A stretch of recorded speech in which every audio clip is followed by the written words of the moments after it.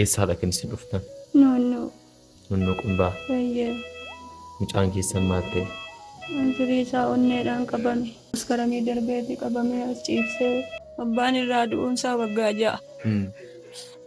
Mucaan hangafti iddoo barumsa dhatte sanatti qabamtee achitti qabamteetu asitti akka sammuun dhibamuu ta'ee hospitaalatti yaashisee naagamee asitti na harkatti iddoo mucaan kun teessee barattutti na harkatti goddaamte. Ammoo inni kun immoo duraan dursee dura dhukkubsate ammoo darbee immoo ufuma isaatii immoo na jajjabaate asitti dhufee ishee gargaaraa ture. Anoo laalameera immoo ammaa koo anoo siin fayyaati nagaa keetii naan jedhanii hin deebitaa jedhanii beellama naa qabanii naan jedhe bilbile. Mucaan isheen kun asitti baratti ishee karaa tokko nan barsiisa farankaadhaan nan barsiisa. Sadabee biraan gadi baqadhaa hin laalu. Imma ammaa koo nan laaliini beenu fuuldura kooti ka'iiti akkas godhimee naan jedhe. Alana garaan na citadhe garaan kutadhe. Garaa kutadheen ishi kaan moo koo janna laaluu sodaattee jedheen bukkeessatti godhe. Siniin immoo argadhe. Amma maallaqa silaattaniitu isin fakkaa? Hidhee inni bultii 2 bulle. Bultii 2 sasinnaa ergitanii bultii 2 bultii 2 ittiin busheetanii bajaajii birrii 10 dhabeetan mucichi fuudhee dhaqee bakka sanatti naa deebisee humaan qabu duran fixee ishee duutetti nan fixee isa kanatti yaalii isaatti nan fixee gaafaan humaa waa tokko harka kootii dhabunii waanan godhu waa wallaalunii fuudheen galeedhee tan qajeele fuutanii du'aa fuutanii galtanii maal gootu hin yaalama. Innoo hin yaalamaa naan jette deesin kana naa gootanii. Danda'u. Maal jechuun? Danda'u qeemba. Waan hojjetu danda'u.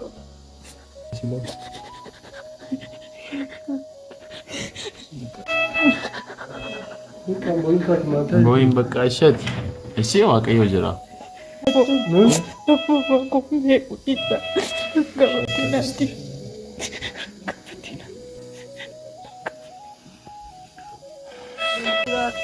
Laamee arme nuni garee atis namaa jedhamna.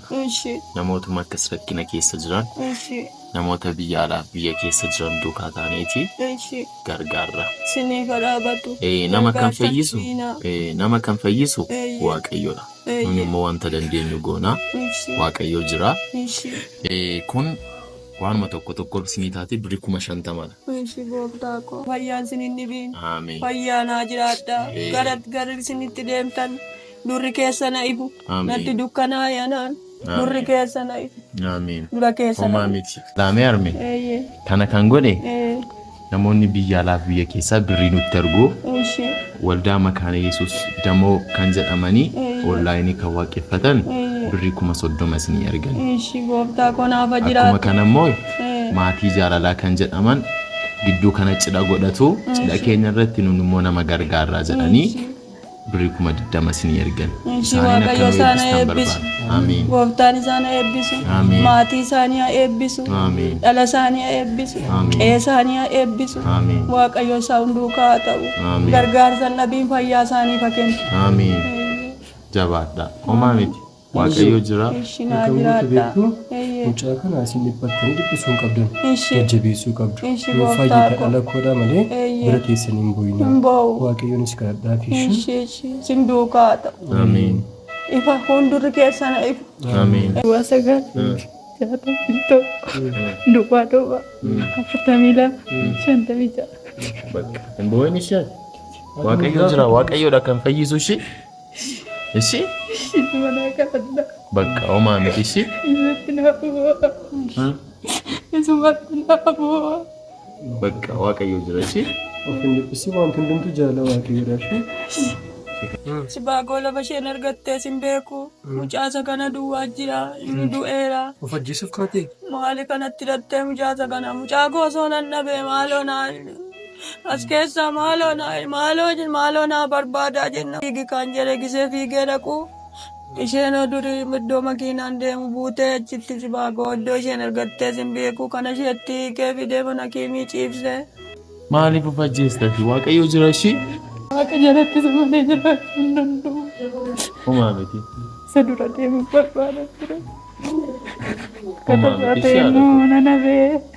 Isuma immoo inni immoo kanaafuu naa kadhadha. Harmee keetiif yaadu ishee